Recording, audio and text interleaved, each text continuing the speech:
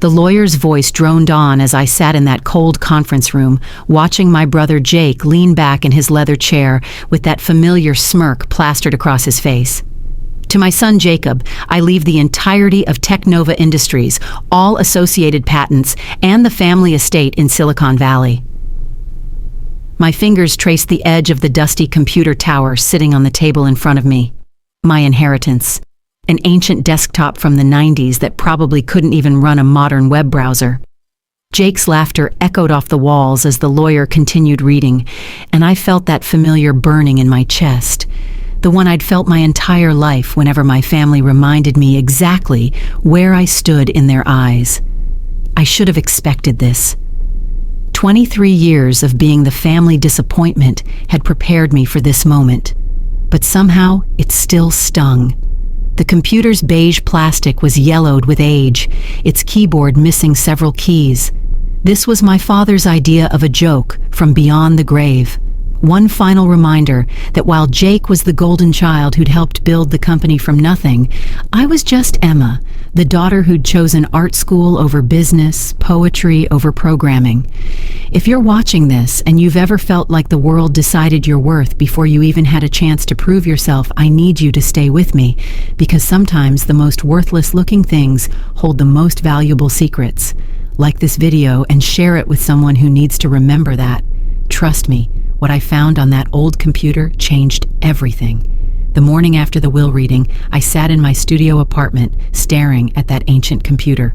My roommate Sarah had already left for her shift at the hospital, leaving me alone with my inheritance and a cup of coffee that had gone cold hours ago. The eviction notice on my refrigerator seemed to mock me. 3 months behind on rent, and my father had left me a glorified paperweight while Jake inherited a company worth hundreds of millions. I'd grown up in the shadow of Teknova Industries. My father, Richard Hartley, had started it in our garage when I was 5 and Jake was 7. Even then, the difference in how he treated us was obvious. Jake was invited to tinker with circuit boards and learn coding, while I was told to play with my dolls quietly in the corner. "This is boys' work, Emma," he'd say, not unkindly, but with a dismissiveness that would define our entire relationship. By the time Jake was 15, he was already helping Dad with actual projects. He'd come home from school and disappear into Dad's office, emerging hours later with excited talks about algorithms and market strategies. I'd show Dad my art, my stories, the poems I'd won school competitions with, and he'd pat my head absently. "That's nice, sweetheart," he'd say, his eyes already drifting back to his computer screen. "But you can't build a future on pretty words." Mom tried to bridge the gap, but she died when I was 14. Cancer took her in 6 months, and with her went any buffer between me and the harsh reality of being Richard Hartley's disappointing daughter. The night she died, I heard Dad telling Jake, "You're the man of the house now. The company's future depends on you." I was sitting right there, tears still wet on my face, invisible. Jake embraced his role with enthusiasm. He started treating me less like a sister and more like an inconvenience. During my senior year of high school, when I was accepted to the Rhode Island School of Design with a partial scholarship, Jake laughed at the dinner table. "Art school? Seriously? You know Dad's not paying for that waste of time, right?" He was right. Dad refused to contribute a penny. "If you want to throw your life away on finger painting, you'll do it on your own dime," he said. So I did. I took out loans, worked 3 jobs, and barely scraped by. Every family dinner I attended during college breaks was an exercise in humiliation. Jake would talk about his internships at the company, the projects he was leading, the innovations he was developing. Dad would beam with pride. Then they'd turn to me. "Still playing with paint, Emma?" Jake would ask, cutting into his steak. "I'm studying digital design and multimedia art," I'd respond. "Actually, I'm working on a project that combines—" "Nobody cares about your art projects," Dad would interrupt. "When are you going to grow up and do something real with your life?" The worst part was the family gatherings where Dad would introduce us to his business associates. "This is my son Jake, future CEO of Teknova. He's already revolutionized our data processing systems." Then, as an afterthought, and this is Emma, she's artistic. After graduation, I moved back to San Francisco, hoping proximity might change things. I was wrong. I applied to Technova's design department 3 times. Each time, my portfolio was rejected without explanation. I later found out Jake had standing orders with HR to automatically reject any application with my name on it. "We're a serious company," he told me when I confronted him, "not a charity for failed artists." So I freelanced, barely making ends meet, designing logos for small businesses and creating social media content for startups that usually folded before paying me. I lived in a studio apartment in the Tenderloin while Jake bought his 3rd sports car. I ate ramen while he dined at Michelin-starred restaurants. And through it all, Dad never once offered to help. The last time I saw him alive was at Jake's engagement party 6 months ago. He'd proposed to Victoria Ashford, heiress to a pharmaceutical fortune, a match that would cement Jake's place in high society. The party was at the family estate, hundreds of guests in designer clothes, champagne flowing like water. I'd worn my best dress, a second-hand find I'd altered myself, and still felt like a servant who'd wandered into the wrong room. Dad pulled me aside near the end of the night. For a moment, I thought he might finally say something kind, something fatherly. Instead, he looked at me with those cold gray eyes and said, "You know, Emma, I keep waiting for you to prove me wrong, to show me you have even an ounce of Jake's ambition, his intelligence, his drive. But you're 23 now, and you're still exactly what I always feared you'd be, ordinary." Those were the last words he ever said to me. He died of a heart attack 2 weeks later, alone in his office at 3 in the morning, working on some new project. Jake gave the eulogy at the funeral, talking about Dad's vision, his genius, his legacy. I sat in the back row, wondering if anyone would notice if I left early. No one did. And now here I was, staring at this ancient computer, this final insult. I almost threw it in the dumpster that first day. But something stopped me. Maybe it was curiosity. Maybe it was the faint hope that there might be old family photos on it, pictures from before Mom died, when we were still something resembling a happy family. Or maybe I just had nothing better to do. It took me 3 days to find the right cables to connect it to my monitor. Another day to find a keyboard that would work with its ancient ports. When I finally powered it on, the familiar hum of old hardware filled my apartment. The boot screen showed Windows 95, and I almost laughed. This thing was older than I was. The desktop was cluttered with folders, most of them labeled with dates from the late 90s and early 2000s.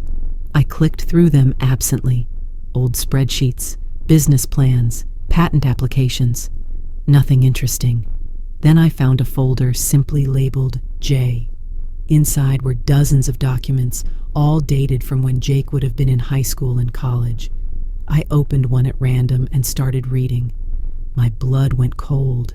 It was a detailed plan for stealing code from a competitor. Not just any code, the foundational algorithm that had launched Technova into the stratosphere. The algorithm that everyone credited Jake with developing. But these documents told a different story. They outlined how Jake had befriended Thomas Chen, a brilliant programmer at a rival startup, how he'd gained Thomas's trust, gotten access to his work, and then systematically stolen it piece by piece. There were emails between Jake and Dad discussing the plan. Dad not only knew about it, he orchestrated it. "Remember, son?" One email read, "In business, there are no prizes for second place. Take what you need to win." I kept reading, my hands shaking. There was more, so much more. Falsified test results that had gotten Technova's first major contract, bribes to government officials, a systematic campaign to destroy whistleblowers, and through it all, Jake and Dad congratulating each other on their cleverness, their ruthlessness, their success. But the file that made me stop breathing was labeled Emma Contingency. It was a series of emails between Jake and Dad from 5 years ago, right when I was applying to Technova. Jake was worried that if I worked at the company, I might stumble onto something incriminating. Dad's response was chilling. She's not smart enough to understand what she'd be looking at even if she found it. But you're right to be cautious. Keep her out. Let her fail on her own. It's better for everyone if she stays irrelevant. Jake's response: what if she surprises us? What if she actually succeeds at something? Dad: then we'll deal with it. But look at her, Jake. She's weak, soft, a dreamer. She'll never amount to anything that could threaten us. The best thing we can do is keep her at arm's length and let her fade into obscurity where she belongs. I stared at those words until they blurred, not just dismissed, not just ignored, actively sabotaged. They'd made sure I'd fail, then mocked me for failing. But there was one more folder, hidden deep in a system directory. It was encrypted, but the password was saved in a text file in the same folder. Dad's arrogance, assuming no one would ever look. Inside was a single video file. It was Jake, sitting in what looked like Dad's office, but younger, maybe early 20s. He was drunk, very drunk, talking to the camera like it was a confessional. "You want to know the truth about Technova?" he slurred. "The truth about the great Richard Hartley and his prodigy son? It's all built on lies, every fucking bit of it." He laughed bitterly. "Thomas Chen, remember that name? He's the real genius. I destroyed him, stole his work, had Dad's lawyers bury him in legal fees when he tried to fight back. He killed himself last year. Did you know that? Jumped off the Golden Gate Bridge because we ruined him." He took another drink. "And there's more, so much more. The Patterson deal? We hacked their servers, stole their bid information. The government contract? Senator Morrison owed Dad a favor, a big one. Something about photos from a party that could have ended his career. Every major success Technova's had. There's a crime behind it." He leaned closer to the camera. "But the best part? The absolute best part. Everyone thinks we're geniuses, innovators, leaders of industry. And Emma, poor, pathetic Emma, still thinks she's the failure. She has no idea that the only reason she's not successful is because we made sure of it. We sabotaged every opportunity she might have had because Dad was paranoid she might actually inherit Mom's brains instead of his cruelty." The video went on for another 20 minutes. Names, dates, specific crimes. It was a confession that could destroy everything. Technova, Jake's reputation, all of it. And at the very end, drunk Jake looked directly into the camera and said, "I'm recording this because someday, someone needs to know the truth. Maybe after Dad's dead, I'll have the courage to, I don't know, be better, but probably not. I'm too much like him now, too far gone." The timestamp on the video was from 3 years ago. Jake had no idea it was on this computer. He'd probably forgotten he'd even made it. I sat in my apartment for hours, staring at the screen. This was it. This was everything. Proof that my entire life had been deliberately sabotaged. Proof that Technova was built on crimes. Proof that could destroy Jake and honor the memory of people like Thomas Chen. But what was I supposed to do with it? The smart thing would be to take it to the authorities immediately. But I knew enough about the legal system to know that Jake could tie this up in courts for years. He had the best lawyers money could buy. I had an eviction notice and $60 in my checking account. Then I remembered something. Jake's wedding was in 3 days. A massive affair at the St. Regis Hotel with 500 guests including senators, CEOs, tech journalists, everyone who was anyone in Silicon Valley. The wedding was being live-streamed because Victoria's family wanted their European relatives to watch. An idea formed in my mind. Crazy, dangerous, but absolutely perfect. I spent the next 3 days preparing. I transferred all the files to multiple cloud storage accounts, encrypted and hidden. I edited Jake's confession video, pulling out the most damning parts. I researched every name he'd mentioned, found news articles about Thomas Chen's suicide, about the mysterious failures of Technova's competitors. I built a presentation that told the whole story, clear and undeniable, and I practiced. Practiced what I would say, how I would say it. This was my one shot. I couldn't mess it up. The morning of the wedding, I put on the same secondhand dress I'd worn to Jake's engagement party. I did my makeup carefully, making sure I looked presentable but not memorable. I needed to blend in until the moment came. The ceremony was beautiful, of course. Victoria looked like a princess in her custom Vera Wang gown. Jake stood at the altar in his designer tuxedo, the picture of success and happiness. Dad would have been so proud. The church was filled with flowers that probably cost more than my annual income. The string quartet played perfectly. I sat in the back, my heart pounding. The reception was where I would make my move. The St. Regis Ballroom was transformed into a winter wonderland, even though it was June. Ice sculptures, white roses everywhere, crystals hanging from the ceiling. The wedding party was introduced to thunderous applause. Jake and Victoria's first dance was to At Last by Etta James. I wondered if Thomas Chen had liked that song. The speeches started during dinner. Victoria's father spoke about legacy and family honor. Jake's best man told funny stories about their college days, carefully edited to remove anything incriminating. Then Jake himself stood up, raising his champagne glass. "Thank you all for being here," he began, his voice smooth and confident. "As many of you know, we recently lost my father, Richard Hartley. He couldn't be here today, but I know he's watching, proud of everything we've built together. Technova Industries stands as a testament to innovation, hard work, and integrity." That's when I stood up. "Actually, Jake, I'd like to say a few words about Dad's legacy." Every head in the room turned to me. Jake's face went white, then red. "Emma, sit down. This isn't the time." "Oh, I think it's the perfect time."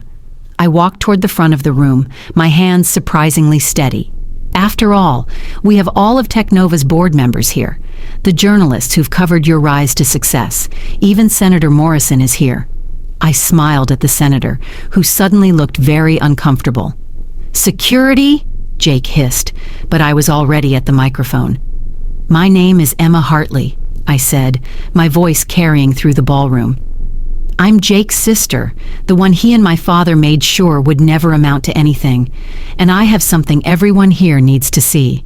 The presentation was already loaded on my phone, ready to cast to the screens around the ballroom, a feature of the venue's high-tech setup that I'd researched beforehand. Before security could reach me, I hit play. Jake's drunken face filled every screen in the room. His confession began to play. "You want to know the truth about Technova? It's all built on lies, every fucking bit of it." The room erupted. Security guards froze, unsure whether to tackle the bride's new sister-in-law while 500 guests watched. Jake lunged for the AV controls, but the wedding planner held him back, confused. Victoria stood frozen, her bouquet dropping from her hands. The video continued. Thomas Chen's name echoed through the ballroom. The stolen code, the bribes, the systematic destruction of competitors. And then the part about me, about how they deliberately sabotaged my life because they were afraid I might be smart enough to expose them. "Turn it off," Jake screamed. "Turn it off now." But it was too late. The journalists were already recording on their phones. The board members were standing, their faces masks of shock and fury. Senator Morrison was trying to leave quietly, but reporters were following him. When the video ended, I spoke into the microphone one more time. "Everything you just saw has been sent to the FBI, the SEC, and every major news outlet in the country, along with hundreds of supporting documents my father was arrogant enough to leave on an old computer, the computer that was my only inheritance." I looked directly at Jake. "You got the company, brother, but I got the truth." Jake's face was purple with rage. "You don't understand what you've done. You've destroyed everything. Our family name, our legacy." "No," I said quietly. "I've revealed what it always was, a lie built on the graves of better people." Victoria slapped Jake. The sound echoed through the silent ballroom. Then she walked out, her train sweeping behind her, her bridesmaids scrambling to follow. The next few hours were chaos. Police arrived, FBI agents, reporters shouting questions. Jake was arrested right there in the ballroom, handcuffed in his wedding tuxedo. As they led him past me, he stopped. "You ruined me," he said, his voice broken. "Your own brother." "You ruined yourself the day you decided to become him," I replied. "I just made sure everyone knew it." The investigation that followed was thorough and devastating. Teknova's stock price collapsed within days. The board fired Jake and launched their own investigation, trying to salvage something from the wreckage. Dozens of lawsuits were filed. Senator Morrison resigned in disgrace. The Chen family finally got justice for Thomas, with a memorial fund established in his name. But the most surprising thing happened a week after the wedding. I got a call from Margaret Chen, Thomas's mother. "I want to thank you," she said, her voice thick with emotion. "For 3 years, I've known my son didn't kill himself because he was weak or a failure. I knew someone drove him to it, but I had no proof, no power to fight them. You gave us back his honor."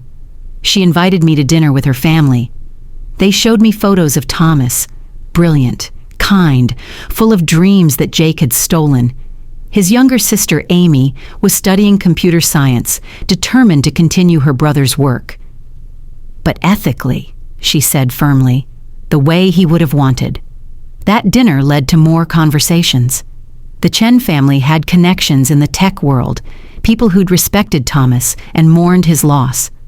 When they heard what I'd done, job offers started coming in. Real ones.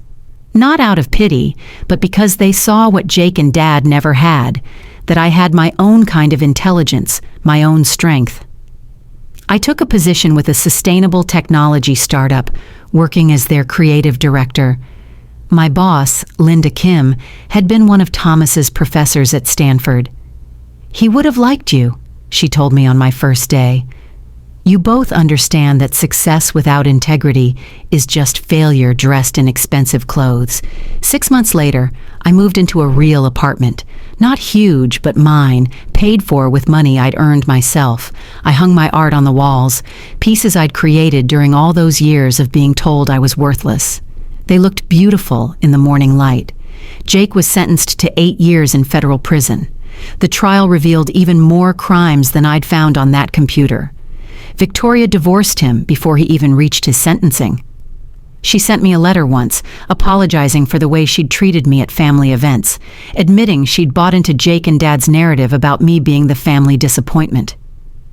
"I should have seen the truth," she wrote. "The truly disappointing ones were them." The family estate was sold to pay legal fees and settlements. I drove by it one last time before the new owners moved in. The garage where Dad had started Teknova was still there, but it looked smaller than I remembered. Just a garage, not a temple to genius, not a monument to innovation, just a place where 2 men had decided that winning mattered more than how you won. I thought I'd feel vindicated standing there. Instead, I felt sad. Sad for the family we could have been if Dad had valued honesty over success.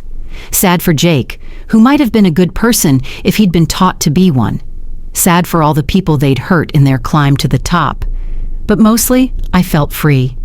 My phone rang. It was Amy Chen, calling to tell me about a new project she was working on. Something that would finish what her brother had started, but openly, ethically, with credit to everyone involved. She wanted my help with the visual design and marketing. "Why me?" I asked. "Because you understand that the most powerful thing in the world isn't money or success," she said. "It's truth, and you weren't afraid to tell it, even when it cost you everything you'd ever known." We met for coffee the next day. Amy had her brother's eyes, bright, intelligent, full of hope despite everything. We talked for hours about the project, about art and technology, about building something real instead of stealing something fake. She showed me Thomas's original code, elegant and beautiful in its simplicity. Nothing like the bloated, patched-together mess Jake had turned it into. "He used to say code was like poetry," Amy said. "Every line should mean something, should contribute to the whole. No waste, no unnecessary complexity. Just truth expressed in logic." I understood that. It was how I approached my art. Every color, every line deliberately chosen to create meaning. We were more alike than different, Thomas and I, both dreamers in a family of pragmatists. The difference was, my family had dismissed me while his had believed in him. A year passed, then two. The startup Linda and I worked for grew, slowly but steadily. We didn't lie on investor calls, didn't steal from competitors, didn't bribe officials. It was harder that way, but it was real. Our products actually worked, actually helped people, actually made the world a little better. I started teaching evening classes at the community college, digital design for adults changing careers. Some of my students were older than me, starting over after their own lives had been disrupted by people like Jake and Dad. We talked about more than just design.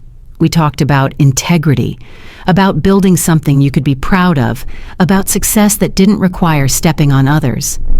One student, Marcus, had worked at Technova for 10 years before the scandal broke. I always knew something was off, he told me after class one night. But I had a family to feed, bills to pay. I told myself it wasn't my problem. I'm sorry I didn't speak up sooner. We all do what we think we have to do to survive, I said. The important thing is what we do when we get the chance to choose differently. Marcus went on to start his own design firm, specializing in helping small businesses compete ethically with larger corporations. He hired several other former Technova employees, all of them determined to prove they were better than the company that had employed them. 3 years after the wedding, I got a letter from Jake. He was allowed one per month from federal prison. I almost threw it away unopened, but curiosity won. His handwriting was different, smaller, more careful, like he was afraid of taking up too much space. "Emma," he wrote, "I don't expect forgiveness. I don't deserve it, but I need you to know that I understand now what we did to you, what I did. Every day in here I think about Thomas Chen, about you, about all the people we hurt because we thought winning was everything. Dad taught me that success was the only measure of worth, that people who couldn't climb to the top deserved to be stepped on. I never questioned it because I was good at climbing, and it felt good to be the one doing the stepping instead of being stepped on. But you were right. It was all built on lies. And lies, no matter how successful they make you, are still lies. I've been reading in here. Philosophy, ethics, all the things Dad said were wastes of time. There's this quote I keep coming back to. What does it profit a man to gain the whole world but lose his soul? I gained the world, Emma, and I lost everything that actually mattered. I know you hate me. You should. But I wanted you to know that for the first time in my life, I see you, really see you. You were never the failure. You were the only one of us who succeeded at being human. I'm sorry for everything. I read the letter 3 times before putting it away. I didn't write back. Some wounds are too deep for words to heal. But I kept the letter, a reminder that even the worst people can sometimes learn, even if it's too late to matter. Amy's project launched that year. It was everything Thomas had envisioned and more. Elegant, functional, accessible to everyone regardless of their economic status. We called it OpenGate, and we made it completely open source. No patents, no exclusive licenses, no barriers. Just good technology available to anyone who wanted to build something better. The launch event was small compared to Technova's grand productions. We held it at a community center in Oakland, invited local students and entrepreneurs, served homemade food instead of catering. But the room was full of genuine excitement, real innovation, honest pride. Margaret Chen gave the opening speech. She talked about Thomas, about his dreams, about how OpenGate was his vision finally realized. Then she called me up to the podium. "This young woman," she said, "gave my family something priceless. Not money, not success, but truth. And in doing so, she gave my son back his dignity. Emma Hartley is proof that one person, armed with nothing but courage and integrity, can bring down an empire built on lies." The applause was warm, sincere. I looked out at the crowd, Amy beaming with pride, Linda nodding approvingly, my students from the community college cheering. These weren't the powerful elite who'd attended Jake's wedding. These were real people, doing real work, building real things. "Thank you," I said when the applause died down. "But I need to correct something. I wasn't armed with nothing. I was armed with an old computer and the arrogance of men who thought I was too stupid to understand what was on it." That got a laugh. But more importantly, I was armed with the knowledge that telling the truth, no matter how painful, is always better than living a lie, no matter how comfortable. I talked about Thomas, about the others Jake and Dad had destroyed. I talked about the cost of success without ethics, the price of ambition without empathy, and I talked about building better, not just better technology, but a better way of doing business, of treating people, of defining success. "My father thought I was a failure because I chose art over algorithms," I said, "but art taught me something computer science never could have, that beauty comes from truth, not deception. That real value comes from creating, not stealing. That the most important things in life can't be measured in stock prices or market shares." After the launch, Amy and I went to Thomas's grave. It was a simple headstone in a quiet cemetery overlooking the bay. Amy placed flowers, white roses, his favorite. We stood there in silence for a while, watching the sunset turn the sky gold. "Do you think he would be proud?" Amy asked. "I think he would be happy that his work is finally helping people the way he intended," I said, "and that his sister is carrying on his real legacy, not the code, but the integrity behind it." We walked back to our cars as darkness fell. Amy was heading to Stanford to teach a workshop on ethical coding. I was going home to work on designs for OpenGate's next update. We were both building something, creating instead of destroying, lifting others instead of stepping on them. 5 years have passed since that wedding. Technova no longer exists, broken up and sold piece by piece to pay settlements. The building that housed its headquarters is now a community center offering free coding classes to underprivileged kids. I teach art there sometimes, showing them that creativity and technology aren't opposites, but partners. Jake has 2 more years on his sentence. He writes me every month now. I've started writing back. Short letters, nothing personal, just updates on the world he left behind. He says he's teaching literacy to other inmates, that he's trying to give back in the small ways available to him. I don't know if I believe him. I don't know if it matters. Victoria remarried last year, a doctor who runs a free clinic in East Oakland. She invited me to the wedding, a small ceremony in a backyard garden. "I wanted to do it right this time," she said. Small, honest, real. She looked happy in a simple sundress, surrounded by people who loved her for who she was, not what she represented. The Chen family and I have dinner once a month. Margaret teaches me to cook Thomas's favorite dishes, while Amy and I plan new features for OpenGate. Their younger son, David, is in high school now, interested in becoming a lawyer. "The kind who prosecutes corporate crime," he says firmly, "the kind who would have protected Thomas." Linda's startup went public last month. We didn't make billions, but we made enough. Enough to pay everyone fairly, enough to fund research and development, enough to give back to the community. Our IPO documents were completely transparent. Every partnership, every expense, every decision laid out clearly. "Boring," the Wall Street Journal called it. "Revolutionary," said the Harvard Business Review. I bought a house with my earnings. Nothing huge, just a cottage in Berkeley with good light for painting and a garage I've converted into a studio. Sometimes I stand in that garage and think about Dad and his building his empire of lies. Then I look at my canvases, my computer, my work that's completely, honestly mine, and I feel something he probably never felt, genuine satisfaction.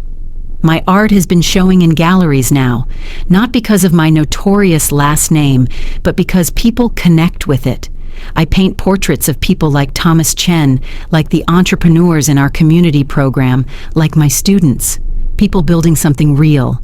Each painting tells a story of creation over destruction, of integrity over easy success. Last week, a young woman came to my community college class. She'd been fired from her job for refusing to falsify data. Her boss told her she'd never work in tech again, that she'd thrown away her career for nothing. "I heard your story," she said after class, "about how you exposed your brother. Weren't you afraid?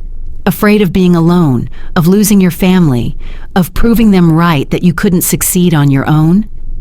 I thought about her question. I was terrified, I admitted, but I was more afraid of becoming them, of waking up one day and realizing I'd traded my soul for success that wasn't even real.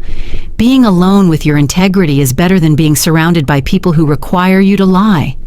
She nodded, understanding. The next week, she brought a friend, then another. Soon my class was full of people who'd chosen ethics over easy advancement, who'd refused to compromise their values for a paycheck. We called ourselves the truth tellers, and we supported each other as we built new careers, new lives, new definitions of success. One evening, as I was leaving the community center after teaching, I found an old man sitting on the steps. He looked familiar but aged, worn down. It took me a moment to recognize him, Senator Morrison. "Emma," he said, standing with difficulty, "I've been wanting to talk to you." I tensed, ready to call security, but he held up his hands. "I'm not here to cause trouble. I'm here to thank you." That wasn't what I expected. "Thank me?" "For ending it," he said, "for stopping the cycle. Your father had things on me, things I did when I was young and stupid. He used them to control me for 20 years. Every vote, every decision, every compromise of my values because I was too afraid of exposure. You freed me from that." "You freed yourself when you resigned," I pointed out. "No," he said. "You freed me when you showed me that exposure wasn't the worst thing that could happen. Living a lie was. I lost everything, my career, my reputation, my wealth. But for the first time in decades, I can look at myself in the mirror." He walked away before I could respond, disappearing into the evening fog. I never saw him again, but I heard he was working with a nonprofit that helped formerly incarcerated people reintegrate into society. Redemption, it seems, comes in many forms. As I write this, it's been 10 years since that day in the lawyer's office when I inherited that old computer. 10 years since I thought I'd received nothing but a final insult from my father. I realize now he gave me something priceless, the evidence of his crimes, yes, but more importantly, the opportunity to choose who I wanted to be. I could have used that information for blackmail, could have forced Jake to give me money, could have joined them in their empire of lies. That would have been the easy path, the one they expected me to take if I ever found out.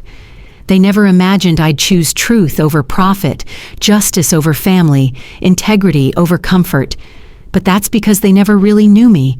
They saw what they wanted to see, a weak, artistic dreamer who would never amount to anything. They never saw my strength, my determination, my values that couldn't be bought or broken. Mom saw it, I think. Before she died, she told me, "Emma, you have something special. Not talent or intelligence. Lots of people have those. You have integrity. Don't ever let anyone take that from you." I didn't understand what she meant then. I do now. Tomorrow, Amy and I are announcing OpenGate's biggest expansion yet, a program to teach ethical coding and business practices in underserved communities worldwide.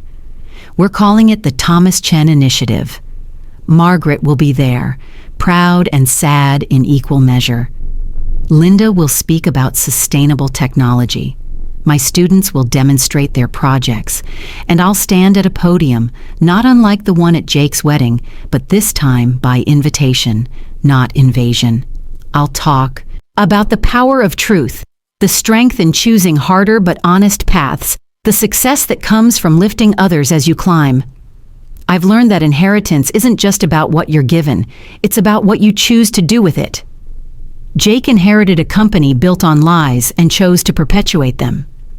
I inherited proof of those lies and chose to expose them. We both got exactly what we deserved in the end. The old computer sits in my home office now, still functional, a reminder of where this journey started. Sometimes I power it on, look at those old files, remember the moment I realized my entire life had been deliberately sabotaged. The anger has faded, replaced by something else. Gratitude. Gratitude that I was forced to build my own path, that I wasn't corrupted by their easy success, that I got to keep my soul even when I thought I'd lost everything else. There's an old saying, "The truth will set you free." I used to think it meant the truth would solve your problems, make your life easier. Now I know better. The truth sets you free by destroying everything false in your life, leaving you with nothing but reality. And reality, however harsh, is the only foundation worth building on.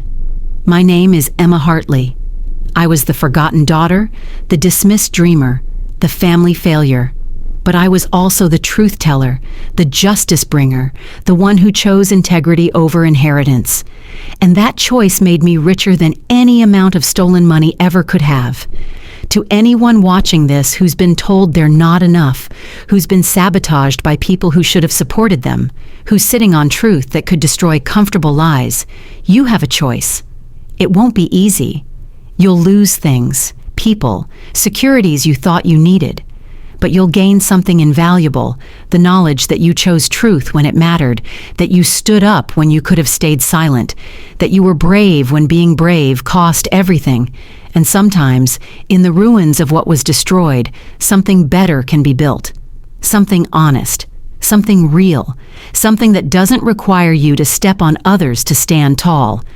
That old computer gave me more than evidence. It gave me purpose. It gave me the chance to honor Thomas Chen and all the others like him. It gave me the opportunity to show that one person with truth can defeat an empire built on lies. But most importantly, it gave me myself, not the self my father tried to create through neglect and dismissal, not the failure Jake needed me to be to feel secure, but my actual self. The one who creates instead of destroys, the one who lifts instead of pushes down, the one who chooses difficult truths over comfortable lies. That's my inheritance, that's my legacy, and it's worth more than all of Technova ever was. Thank you for listening to my story. If this story moved you, and if you believe that everyone deserves to have their true worth seen, please like this video and share it with someone who needs to hear this message. Comment below and tell me, what was the moment in the story that resonated with you the most? And if you want more powerful stories about finding your strength and overcoming the odds, make sure to subscribe to the channel and turn on notifications. You won't want to miss what's next. End.